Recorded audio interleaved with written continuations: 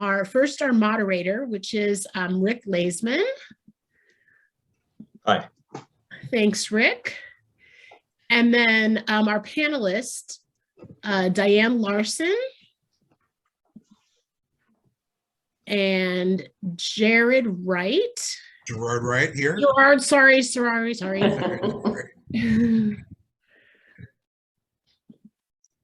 There we go. Elizabeth DeCarteret. So moving target with people coming in.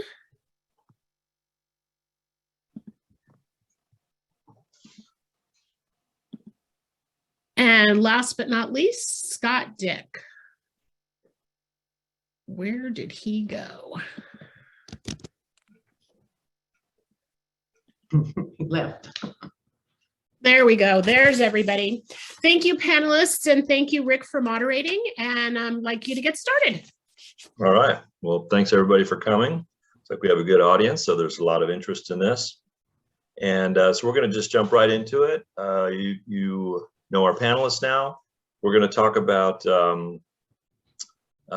we'll say, innovative ways to use your ALF funds. I think most of you probably have at least some familiarity with what ALF is. This is money that is available to your association to spend on local issues advocacy. It comes from a portion of the dues that your members pay and some of the fundraising that you do. I think we might touch on that later.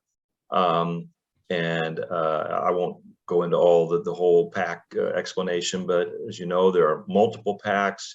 You have CRE-PAC, which is for candidates, and you have IMPACT, which is for ballot measures. And then you have ALF, which is something that we created about 3 years ago, I think, maybe 4 years ago. It's kind of a sort of an offshoot or a separate entity that we sort of spun off of IMPACT. It is for issues, but it's not for ballot measures. So it's for kind of everything else, which is what we're going to talk about here in a second. What is the everything else, and what are some of the things you can do with it, and what are some of the innovative ways to use it, and also sort of what are the boundaries, and what are things that you can't do.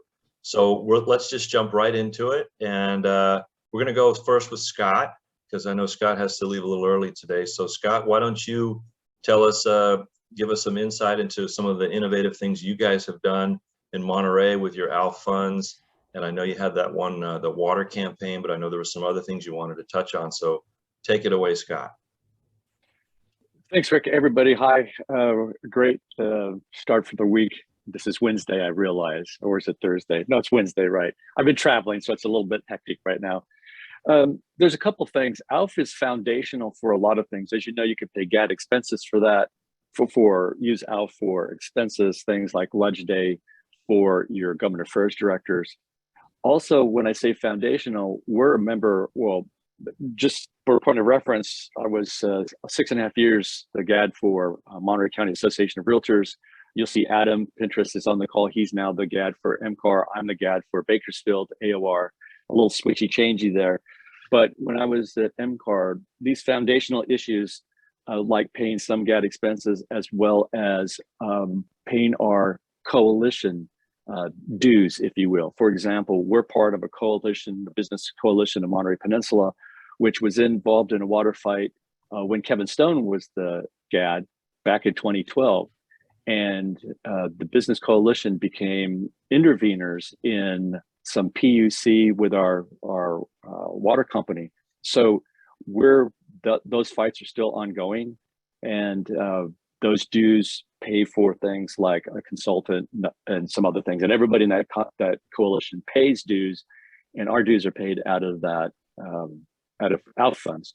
So when I say foundational, these are things that are ongoing. Now, things that are a little bit different, more innovative is, for example, United Way, believe it or not, had a whole series on ADUs. And one of their big conferences, we were co-sponsors. M.C.A.R. was co-sponsors with United Way. And we used our ALF funds to pay for the sponsorship. So it got the M.C.A.R. name out there. We're all about home ownership and availability of housing in Monterey Peninsula, Monterey County. Housing is like everywhere. It's a huge, huge issue. there's just not enough. And so ADUs fit the bill. We used we used ALF funds for that. But the water fights in Monterey County are ongoing. And so we used our ALF funds to leverage other funds. And that I know some others on the call have leveraged. And this is really important because we have foundational use for ALF funds, I call it. And then we have a way of leveraging money from other associations, California Association of Realtors and NAR. And so we used ALF funds to the tune of about $13,000 along with NAR funds to create the backbone that supported our outreach to realtors and community members on the latest iteration of the water fight. And it's more than just fighting for a desal plant here that would support Monterey County housing. It would address a lot of issues, improved use, intensification of use. As the restaurant business comes back, for example, they'll use more water, and it's complicated. We've been doing this fight for Monterey Peninsula for about 45 years. So it's ongoing, and ALF gives the association an opportunity to really weigh in where there's nobody else. Rick, as you probably know and everybody else knows, in some communities, there's nobody else operating except the realtors, not the apartment association, not any business coalition, it's not the chamber, it's the realtors. And ALF is a big part of that. And so I just wanted to make that point that where there's nothing else, I mean, we've all heard the stories of, for example, the apartment association, in other words, coming to C.A.R for handouts. So that's how critical that ALF is in our advocacy efforts. That's about it. If you have any questions, you can always email me, scott@bakersfieldrealtor.org, or my old email address, scott@mcar.com. If I can Thanks, tag Rick. on to what Scott was saying in regard to having the funds available. So I have found once people know the realtors have money, they will to you. People will seek you out. So you always have to be aware of that. And luckily, things do have to fall into certain categories and having to do with housing. So we've had people who want to raise money for school districts, and it's not directly housing related.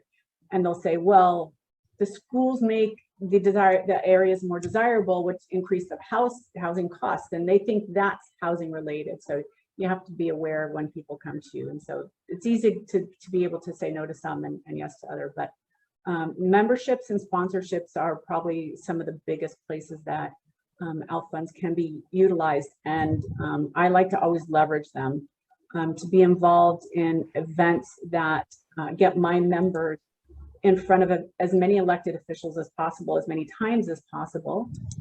Gerard Wright is my neighbor gad. We work together.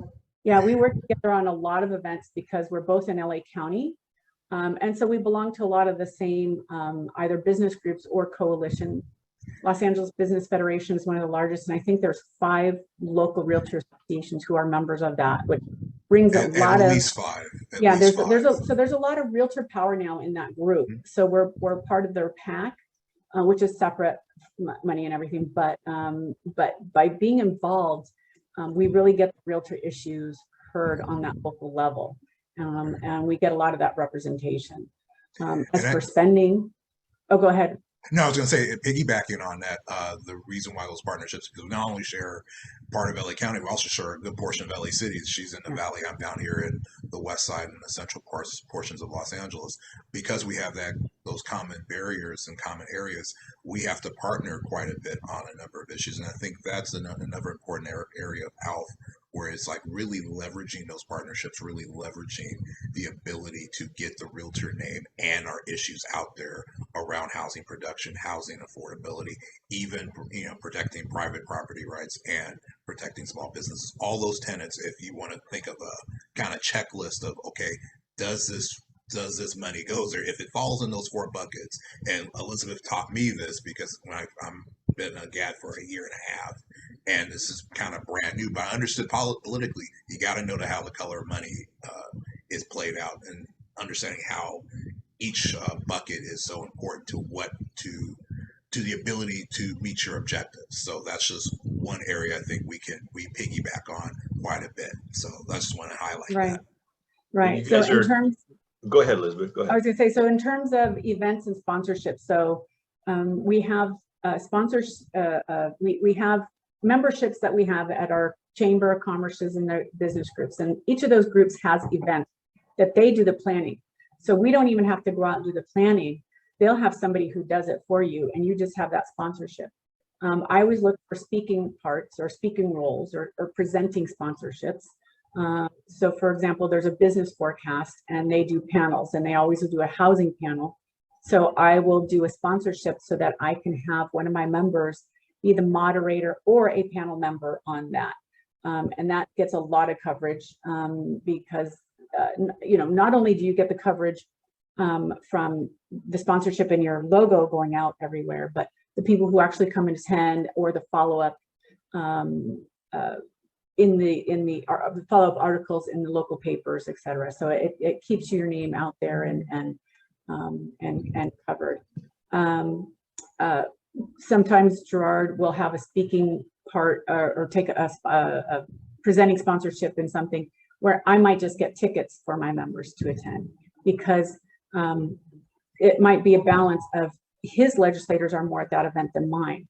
I would still want mine to attend, but I don't need to be in front of them as much, whereas he's getting them. So we kind of work that way together.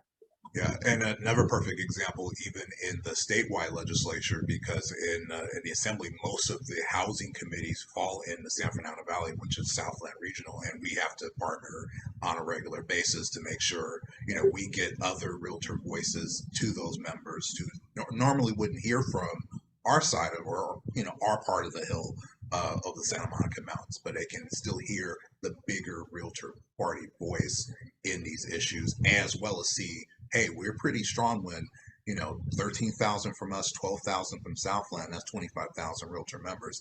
Just in that location alone, you think about all of LA County, it becomes a little bigger. And I'll touch on that just a little bit later. So I'll just leave that little seed to drop for later. And so Rick, go right back. But yeah, let's pause for a second. You guys are getting in some good stuff, but you're getting a little bit ahead of me. So I want to kind of pull the reins just a little bit.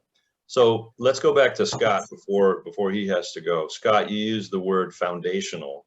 Can you expand on that? Maybe I missed it, but expand. What did you mean? You talked about leverage, getting money from C.A.R. and N.A.R., but you used the term foundational, but I didn't hear you kind of explain what you meant by that. Can you expand on that? Well, I meant foundational by the fact that it's sorry, I hate to define a word, but I use the same word.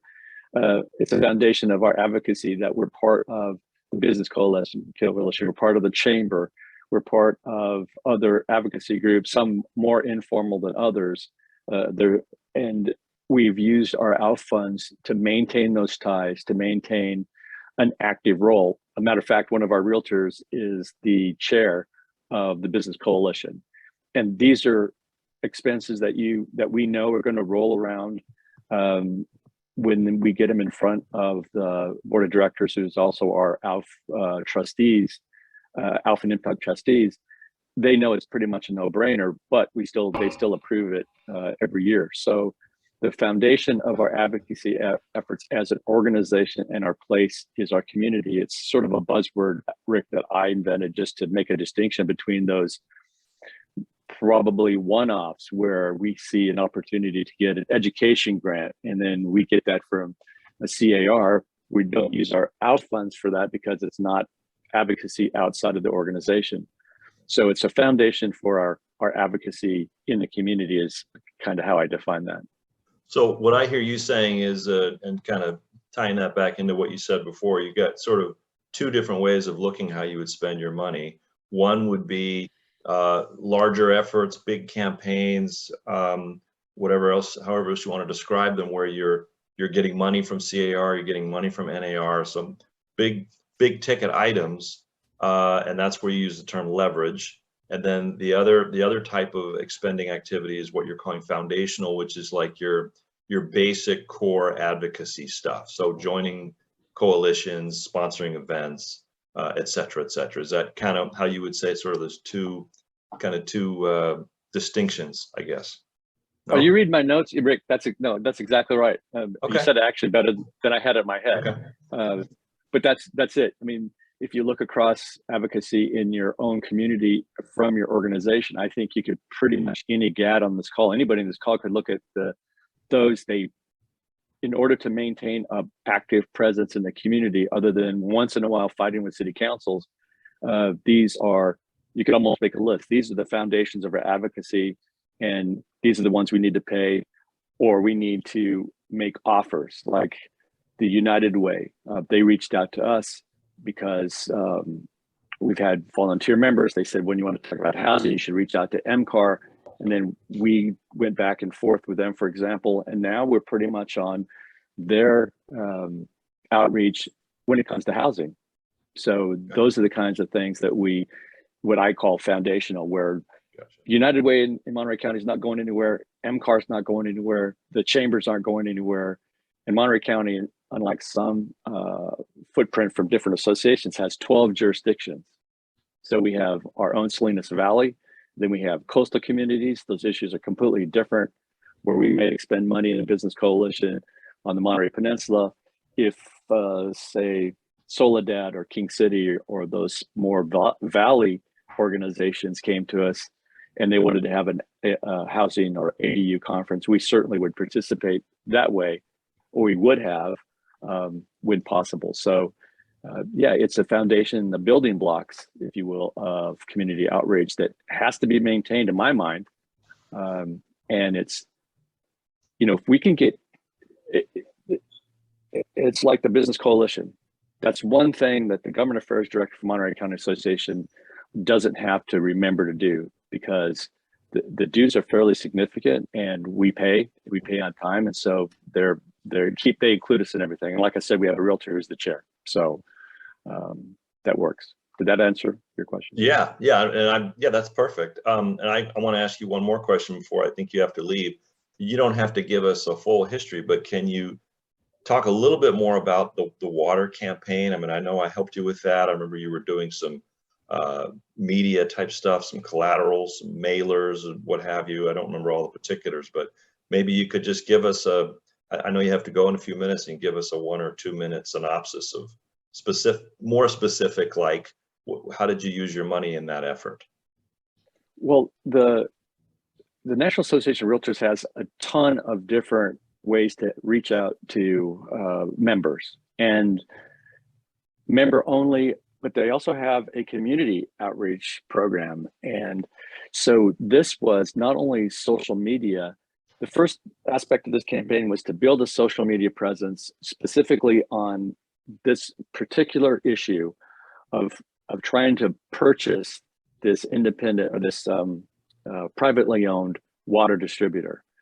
And the realtors don't see that as efficient. How do you spend $750 million to save ratepayers money? It's not possible. And so they opposed it from the very beginning.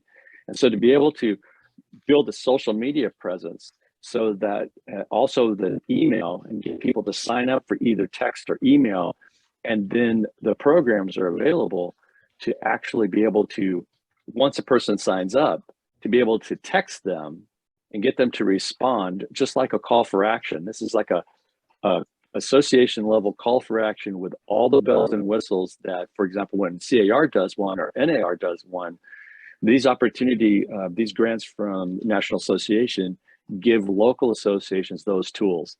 Social media to build the database, outreach through both texting and email, and then this, what I particularly find interesting is it gives local realtors and eventually community the opportunity to create their own messaging. So there's this bullet messaging, oppose the buyout of the blah, and then there's possibilities when you're reaching out to the city council. In this case, was the between the different organizations, whether it was a city manager or city council members, you could modify you could allow your realtors to personalize the issue. So these are tools that are very expensive. if you tried to go out and source those yourselves. It's very expensive for a small to medium sized association. I'm sure the LA associations are full of money.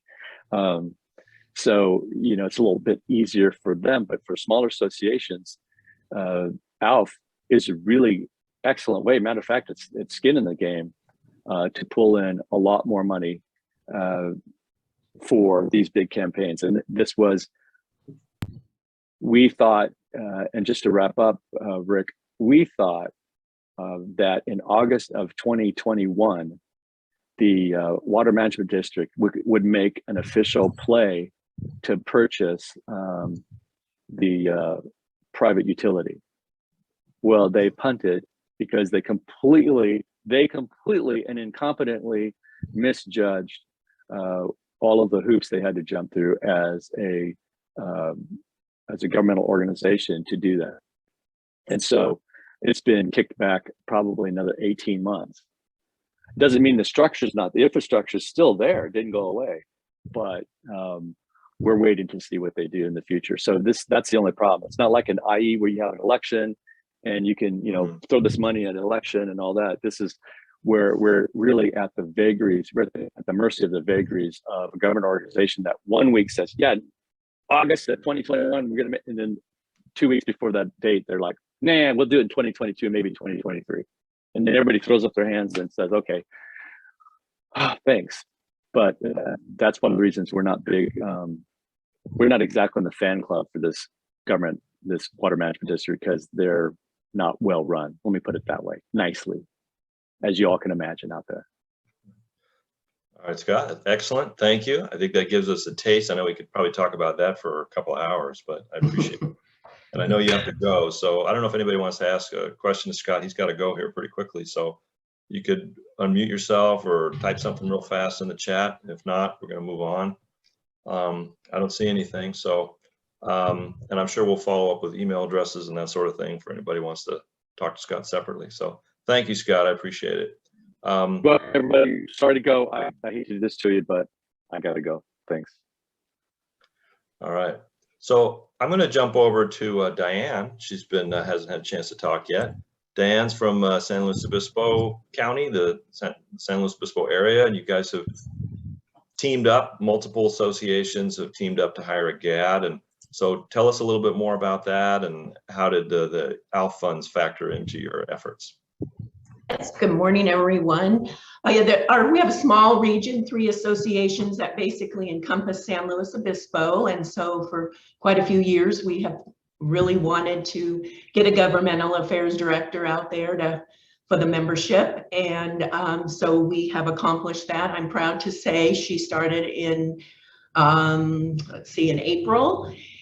And I know for our association, and I believe for at least one of the other associations, there's 3 total, that part of the reason we could do it without doing a huge raise to our dues is we could use ALF funds, because the GAD that we hired is an independent contractor, which my understanding you cannot correct if they are a salaried employee. And we also send her to C.A.R. and we will send her to the GAD Institute, and we can use money from ALF to offset those expenses. So it really, in terms of our association, was a huge help to be able, like I said, to not have to raise dues and still give our members this great member benefit. So that's kind of what we're doing with that. Like I said, it's brand new. We just started in April. I do want to say too, though, unless you want me to say any more about that, but I was going to move on to something else, Rick. Go ahead. I'll pepper you with some questions. Okay, good. Very good. Thank you.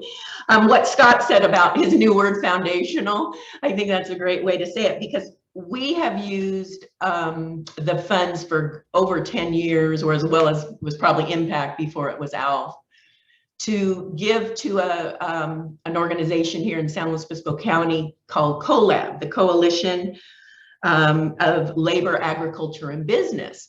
And they are in line with us, especially with private property rights. And they have a huge fundraiser every year where we buy a table. We're a member, so we pay membership dues.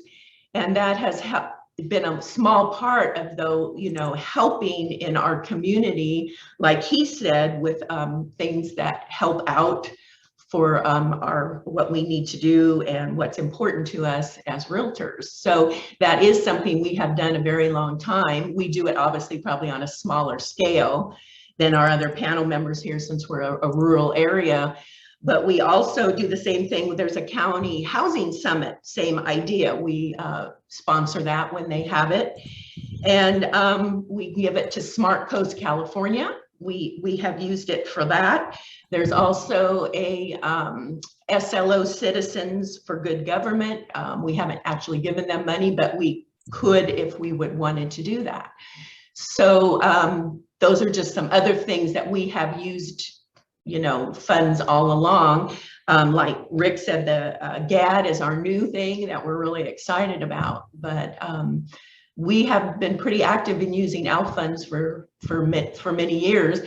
And one thing I wanted to say too is, I don't know about other associations, but when we switched over to the ALF, you know, and from just using impact funds, I had the hardest time with my leadership to get them to want to put a good percentage into the ALF. So for a few years, we really struggled not having any money in there. But I convinced them, and as things came up, I'd say we could use ALF funds. I have gotten them to put more and more percentage, and it turns out we probably use that more than anything. We do candidates, but as far as, you know, ballot measures for impact, fortunately, we haven't had anything like that, you know, in a long time, and we have a lot of money sitting in there. So like I said, I'm not sure of other associations, but it's something to think about. So thank you, Diane. That's good. And I see that Gerard has posted some stuff in the chat, which I think is excellent. We'll get to that in a second. But I want to go back to the GAD thing first, Okay. and kind of drill down into that a little bit. So you said there are 3 associations who are, is it 3 associations that are Correct. sharing the, okay. So you guys worked, as far as I know, you worked on this for many, many years. It was in the works for a long time. Is that right? You were talking about it. That is correct. We kind of got bogged down, you know, when COVID hit, like everybody kind of struggled with. So, but then we started back up, and I think I want to say maybe last fall, and we just really hit the pedal to the metal, and like I said, got it going, and so far so great. We have a wonderful GAD, and I think she's going to do great things for us. And Is she so, full-time? yeah, She full-time? she is full-time. Yes. And so the 3 associations, you're all contributing to her compensation. All 3 are taking money out of their ALF accounts to help pay for her contract fee. Is that correct? I am not sure about, I know that we are obviously, and I know one of the other associations at least partially doing that. I'm not sure about the third one, if they're using. So they might be using general fund money. Could be, very possible. So what, not to get too caught up in that, because that's yet another conversation, but what is the structure of that position, and who does she report to? How do you manage that? How do you make sort of personnel evaluations or what have you? Well, we we haven't got that far yet. Oh, okay. But right now, I think the AEs are her main contact. Okay. And then we are going to have representative from each associations and have like a GAD committee, like a governmental affairs committee, and whoever each association feels they want on there, if it's their president or maybe somebody on their, governmental affairs committee locally, and of course the AEs, and then we will go from there. We kind of, in the contract, it kind of says where she basically will interact with the AEs, but you know, if something, we have the option, if it's something really important, or if we want the board to get involved with, we would bring them in on important, maybe, you know, like a policy issue or something like that. But the nuts and bolts and the logistics, she reports, if you will, to the AEs. And she hasn't yet, but she'll be doing like a newsletter. She comes to the association and reports directly to the members. So I think that's really interesting. I mean, we could have a separate, I'm not trying to give Peggy any more work, but I think you could have a separate webinar just on, you know, GAD structuring and because this shared GAD is kind of a novel concept. It's been done before, but it's not done often, and that's a whole nother subject that you could really get into. And you mentioned something earlier that I think I'll just take the privilege of talking about for a second, that you're using ALF because she is a contractor. So you're signing a contract, maybe is it an annual contract or? Yes. Okay. So Yes. yeah, just to kind of explain.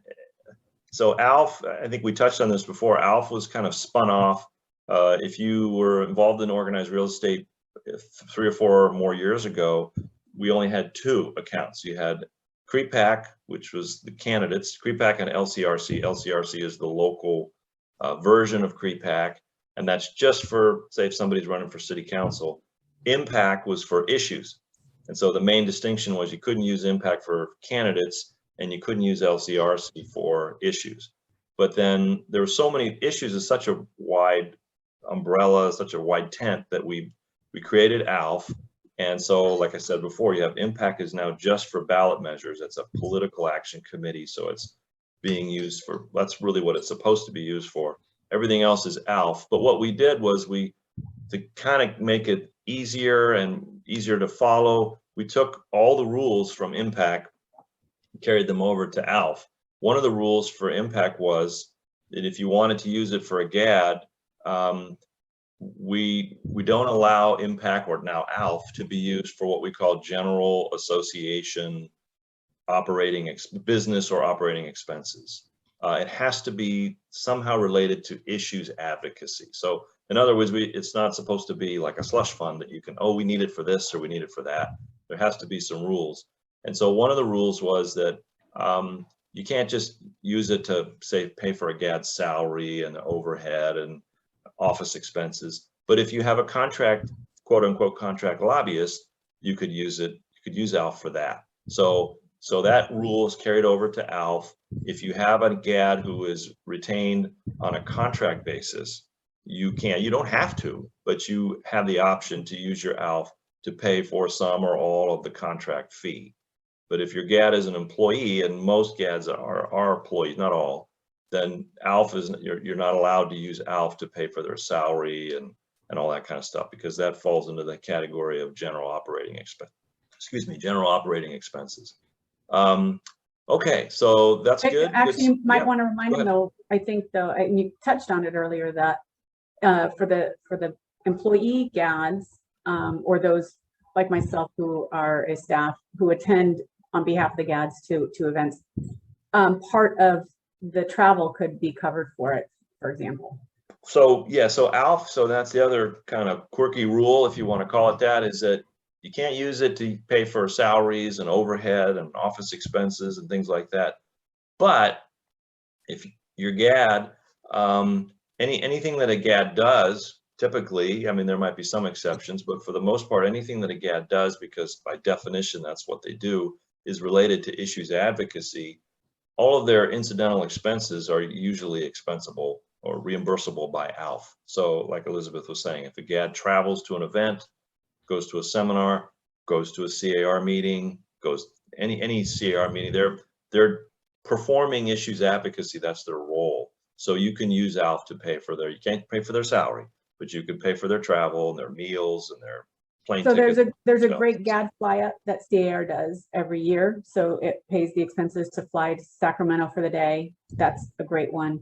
Or the GAD Institute, there's going to be one in next month in June in Southern California. I believe it covers up all of that one. It covers partial for, I think there's an NAR one, I think covers partial. I don't know. Yeah, I can explain that. Yeah. But go ahead, finish your thought. Yeah. Oh, well, I was just going to say, those are also great places because, just talking about creative ways of spending ALF. There are some other ones that we're working on here in Southern California too. So other than GAD expenses, Gerard and I can actually talk about some advertising campaigns we're working on. Yeah, let's get to that. Let's finish the thought that you had, and then let's get to that. And I see a question in the chat. As far as the expenses and stuff, like I said before, anything that a GAD does pretty much qualifies for ALF setting aside the question of salary, contract versus employee, any sort of incidental expenses are usually reimbursable by ALF. Where what you mentioned, Elizabeth, where it's only partial is, and I don't want to get too, this can get really confusing, but there are a lot of rules. When you're using ALF to send your members or other staff to events and things, then we start to kind of parse out, well, what is the event for? So when you mentioned the NAR AE Institute, I think it's called, and some AEs have asked if they could use ALF to pay for that. So what we look there is we look at the program and what is it about? Because an AE going to an event, a training, is not necessarily, unlike a GAD, not everything an AE does is advocacy.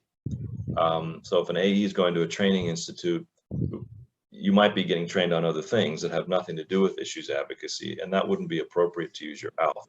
In the case of the NAR AE Institute, I think AEI, is that what they call it? We look at the program, there's one, maybe two items on the agenda that have something to do with politics and advocacy. The rest of the stuff doesn't have anything to do with issues advocacy. So in that case, we say, well, why don't you prorate it and use your ALF to pay for one day, and the other 2 days don't use your ALF to pay for that. And that's just a sort of a guideline that we give you to just, let's just honor the purpose of this money and let's not use it for things that it's not supposed to be used for. There is a question in the chat. Donna asks about, you could, if you had a regional GAD, could you divide the total monthly invoice by the number of members in each association, and then each association pays their share? I mean, Diane, if you want to speak to that, I can, I know my thoughts, but go ahead, Diane. You do. That's exactly what we do. We felt that was more of fair, since our three associations are fairly close, but there are some differences in the size. So that is what we do. We, like when we do our yearly finding out how many members, like the end of February every year, then we use that number. But as far as the expenses to sending her to C.A.R. and the Institute, we do divide that equally. I think you could also look at, and this is just generally, when you're looking at GADs, some GADs have maybe 1 or 2 cities, and then other GADs have 25 cities. Now, of course, then the flip side of that is, well, how big are those cities?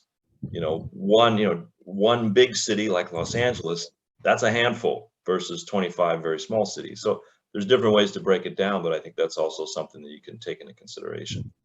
The other thing too, Rick, I'll mention is, like I said, we're really new at this. We've only been doing it about a couple months, but we each have an individual contract with her. It's the exact same contract, but we've all signed it. And we weren't sure about if there was going to end up being possibly discrepancies in the different areas of, let's say, some like North County, of course, water, not like the whole state isn't a water, but North County with all of our wineries, water rights is a big issue. So that, she might have to spend more time on that, or, vacation rentals, whatever. But, that remains to be seen, but I just wanted to point that out. Okay, very good. All right, let's move on. Let's see, Gerard and Elizabeth, you've already talked about sort of leveraging ALF for coalitions and sponsorships and joining groups.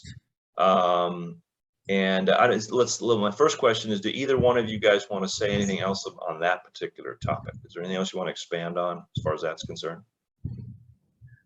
Well, the only thing, excuse me, the only thing I would add on is just someone had asked, that's why I posted the 4 buckets I was talking about earlier, because if, how ALF can be really leveraged. And I think that's the key word you have to take any takeaway from is how you leverage these ALF dollars appropriately to really get out your association's message, as well as just the industry's message. And I think that's really the key takeaway for what I do in my year and a half as a GAD with a 13 member and a 13,000 member and growing association, and looking at all these various issues is how do we leverage the power that we all have as an association, the power we all have as realtors, the power we all have in producing and creating home ownership opportunities into something for the greater good, both politically as well as socially. So that's how we look at it. And I think with the partnerships that Elizabeth and I've been working on, it's an important effort that's going to lead into some of the political mobilization that we'll need to do. And I'll just talk on it really briefly in terms of the leveraging the ALF funds. We're going to be working on, once we get the sort of the green light from the LA County, there's a particular issue that's going on right now called the Tenants Opportunity to Purchase Act.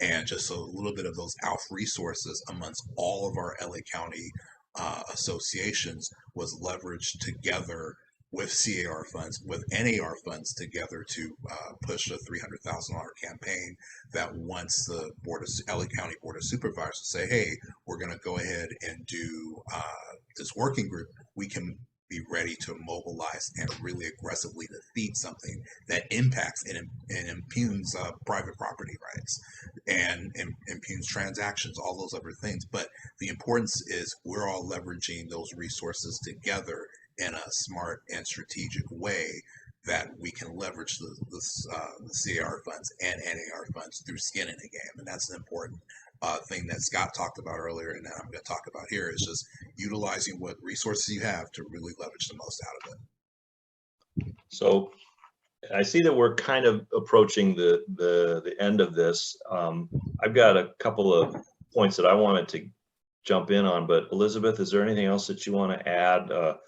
Again, talking about coalitions and leveraging and events and sponsorships. Well, yeah, just real quick. Well, on the advertising, we are also doing one in LA County that some of us have contributed to, which is on SB 9 and 10.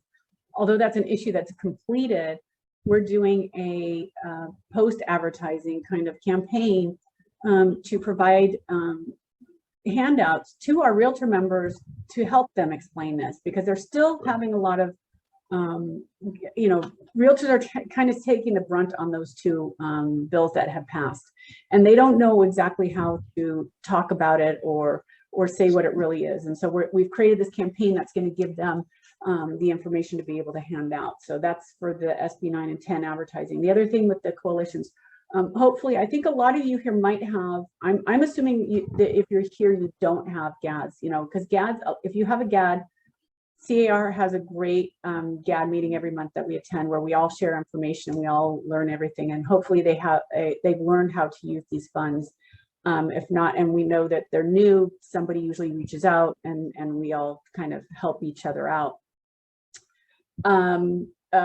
If you're a smaller association, you have small staff, you don't have a lot, my suggestion is, first thing to do is go to your local chambers and join your local chambers and your business groups. Get on their emails. If you're the AE and you can't take any more emails, maybe find a staff person who will receive them. And they will tell you what events they're having. And this will just kind of start the ball rolling on things that you can participate in. Let them filter through and see anything that could potentially be legislatively involved, and turn it to your GA committee, your chair. Then you can have members helping you out on that point of it. But you can kind of be the filter of finding some of these events that you could do sponsorship and getting your members out there in front of people. And that's just to conclude on those. Rick, if you want to move forward. So, well, I've got one kind of a sort of a biggie that I think I'm going to throw at you guys as we end here, but I'm looking to see, I see there might be another question here. Okay, somebody has a question on process. So let me touch on a couple of things, and I'm going to go back to my question. The question is submitting ALF reimbursements, timeframes, old expenses, etc. So that's a kind of an administrative thing. We do have some deadlines. We'd like you to get us the paperwork within 60 days, but it's okay. I mean, we're not going to beat you up or anything. And I would say that if you can try to keep stuff within 60 days, that's nice. If it's later than that, don't hesitate to submit your paperwork. You can always reach out to me. It's more of a, because ALF is less regulated. That's not to get into the details of why we created the two, but IMPACT is a PAC. There's a lot of laws. There's the Fair Political Practices Commission. It's very complex. We have lawyers who review everything. ALF is a little more relaxed. It's a little looser. We still have all the rules, like I said before, but it's not as highly regulated. So the 60 days is really more for our accounting staff.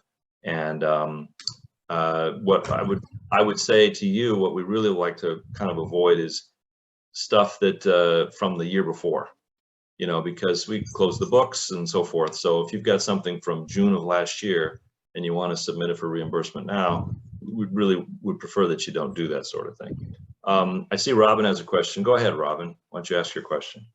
Thank you. Elizabeth, back to your advertising campaign with regards to using the ALF funds. Did you create the piece in-house and just use the ALF funds for printing and distribution, or did you use it to hire someone to create the pieces? We're actually, yeah, we're going through NAR's resources. Which one in particular? So if you contact NAR, they consult with Real Strategies, which hopefully you all are familiar with them, and they, I believe, are assisting us with this one. Okay, cool. Thank you. Appreciate it. So another little detail I want to touch on real quickly, and you mentioned this earlier, Elizabeth, you talked about joining BizFed, which is kind of similar to a chamber, but different. And you said it's a chamber on steroids. Yeah, Right. yeah. It's a much bigger, more robust type of an organization. It's probably more sophisticated. You mentioned that you don't give to the PAC, so I wanted to just No, we mention do give to the PAC as well separately. but you don't use your ALF funds. It's a You don't different use your body. ALF Different because body. yeah, because of so in other words, just to clarify, when you join a group like BizFed or the chamber or any other groups that you guys have, your general membership, usually there might be exceptions, depends on the structure of the group, but you can join a group using your ALF funds. You could sponsor an event using your ALF funds. But if they have a PAC, they have a separate, if the chamber has a PAC, if BizFed has a PAC, ALF funds are not used, you cannot use them, you may not use them as a donation to a PAC. That's where the money has to come out of either your impact or your LCRC. And it depends on the type of PAC that it is. If it's a PAC that only engages in issues campaigns, you could use your impact. But if it's a PAC that would also support candidates, then you have to make a donation out of your LCRC. So that's another one of those administrative details I just wanted to kind of clarify so it didn't get lost in the conversation. So now to my other sort of biggie that I wanted to throw out to you guys. Rick, can I quickly mention? Yeah. And I don't mean to do an advertisement for them, but BizFed does have a Central Valley group as well. So if you are in the Central Valley and looking for some advocacy assistance, you can look into that group.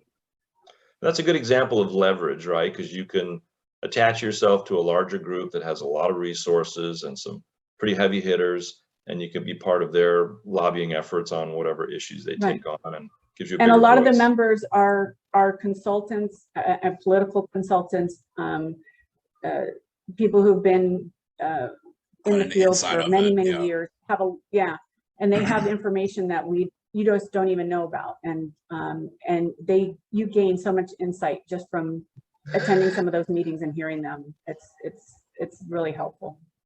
They have BizFeds in some of the other metro areas of San Diego, Bay Area, places like that. They're BizFed. Not that's part of our, so Los Angeles Business Federation was the first. The branch is the Central Valley one. That's their first branch that is officially under them. Oh, that's the only other one there is? Okay. Yeah, so we're part of the Valley Industry and Commerce Association, which is VICA, which is here in the San Fernando Valley.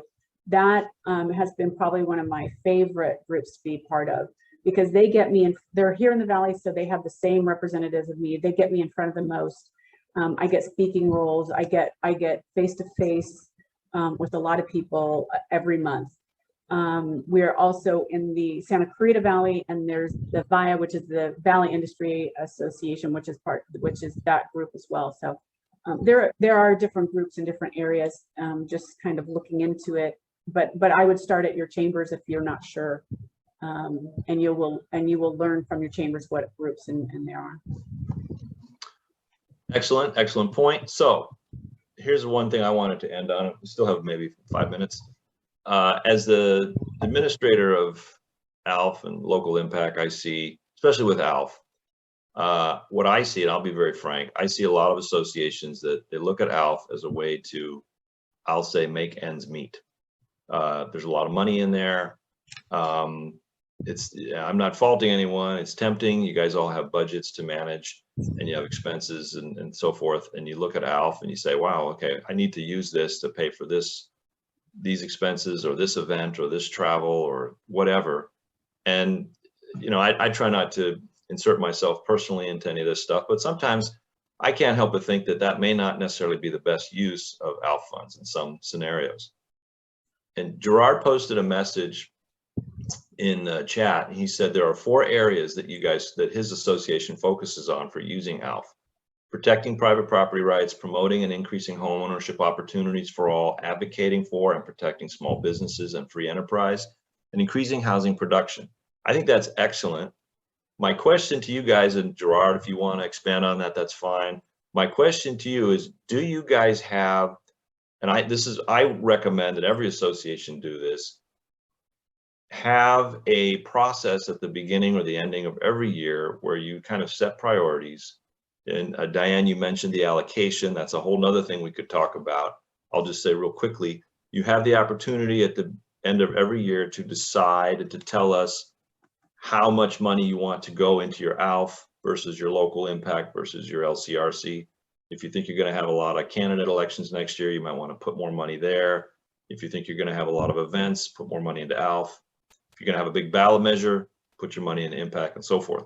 But do you guys have a process every year for evaluating, prioritizing, how you allocate your funds, how you spend your ALF?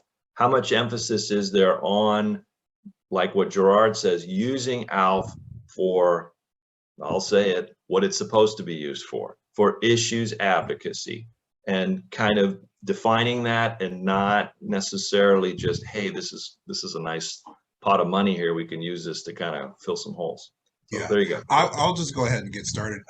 We do it literally at the time when we submit, okay, what those numbers are. We have that conversation with at least our executive committee, which is our chair, our incoming president, our outgoing president, and our LCRC chair, and we all discuss that in various forms, because I advise, hey, this is what we're taking, this is what we're looking at right now. That's why we're adjusting the way we are, and I think it's going to pay dividends for us, because we already saw, like, literally right before the end of the year, oh, we may have this issue that we're going to have to put a lot of money into, which is a ballot initiative that's looking to increase real estate transfer fees for properties over $5 million, which may sound like, oh, that's going to be for the wealthy, but no, it impacts multifamily housing, something that we really support and are into, especially in a housing crisis. So these are just some of the areas that we discussed early on, near the end of the year, before we send out that report.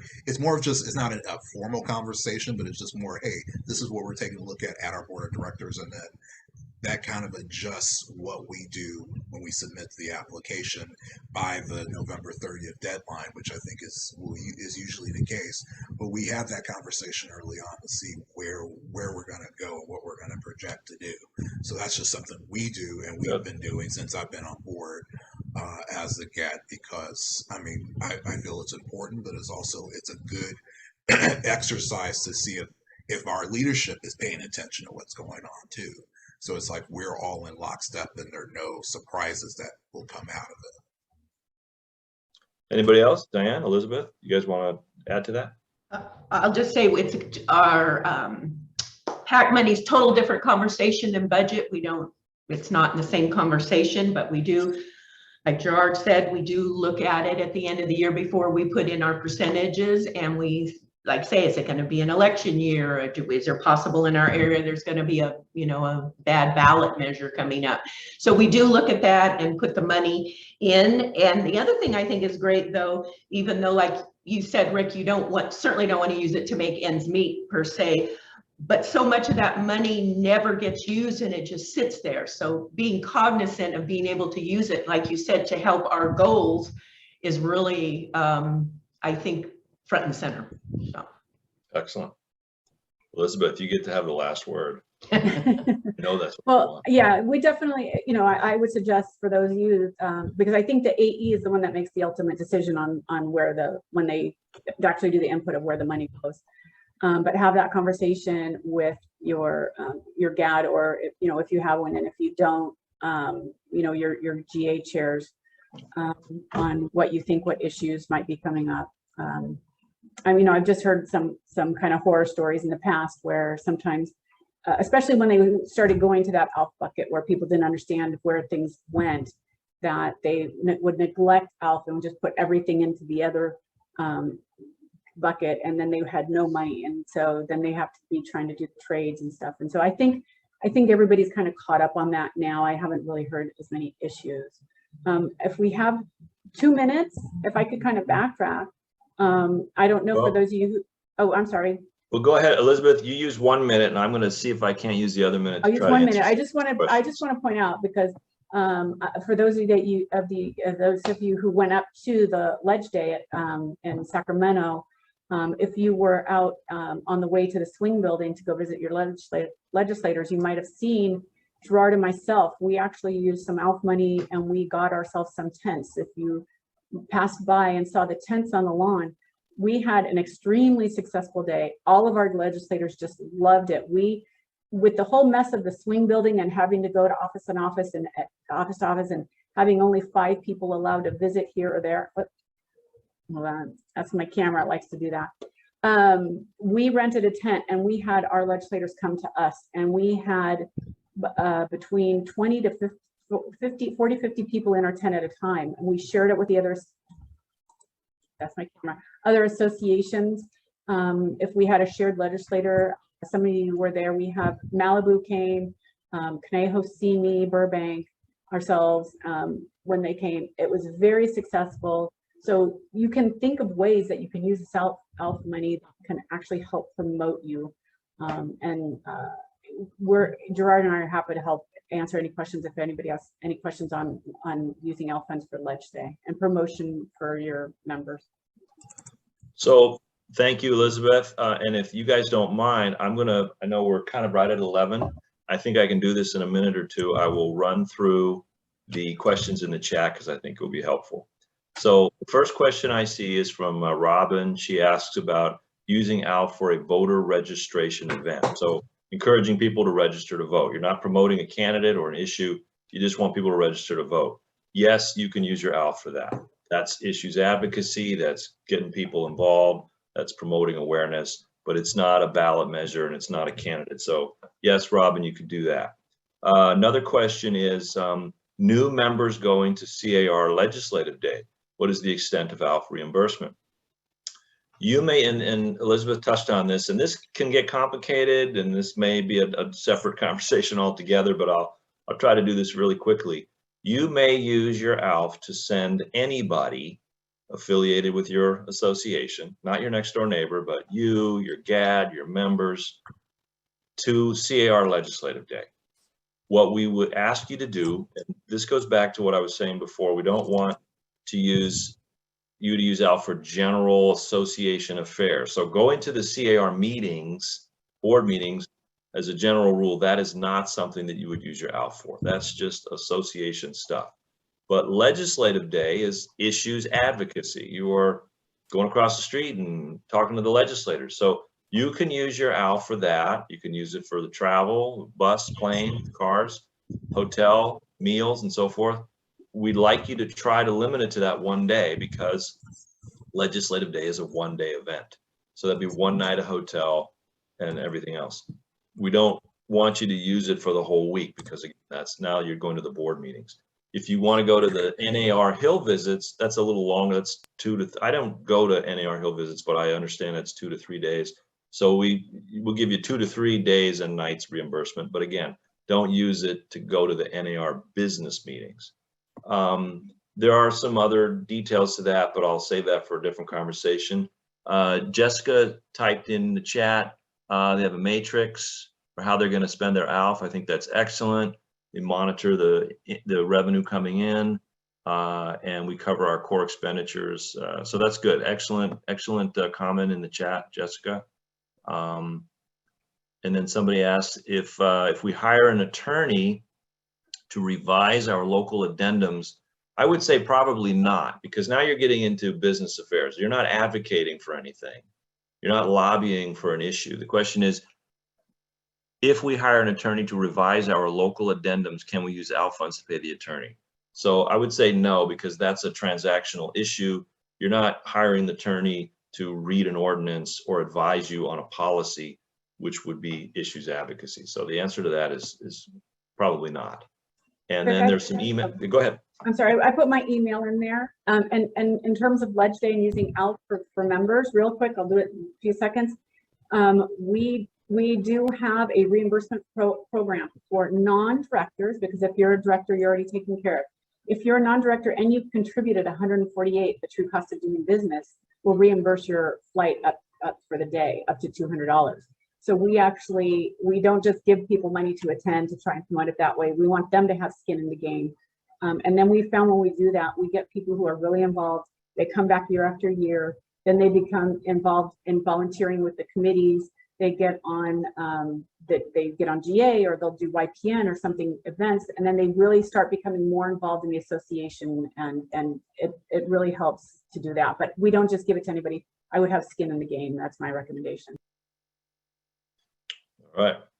So, oh, and here's somebody asked about local addenda.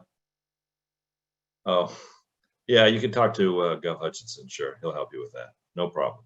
You don't have to use your ALF for that. Okay, well, thanks everybody. I think we're done. And judging from the conversation, we may do this again on some other points. Bye, thank you, everyone. Thank you to Rick and the panelists. And Rick, you're not just making more work for me and suggesting those, you're making more work for you too, because you know you're going to be my partner in crime. So I appreciate your willingness to always. Can't help myself. Yeah, one of the newer AEs sent me a text that said, in my 5 months in working with you, I know more about use of PAC funds than I ever thought I would. So yay, that we're succeeding. So thank you, everybody. I'll send a follow-up email with the recording, and I'll also include Gerard's 4 points as well as everybody's email so that you all have those. So that'll all be in the follow-up as soon as we get the recording loaded. Thank you everyone for coming. This was really great, and people stuck with us until the end, even though we ran over. So yay. Thanks everybody.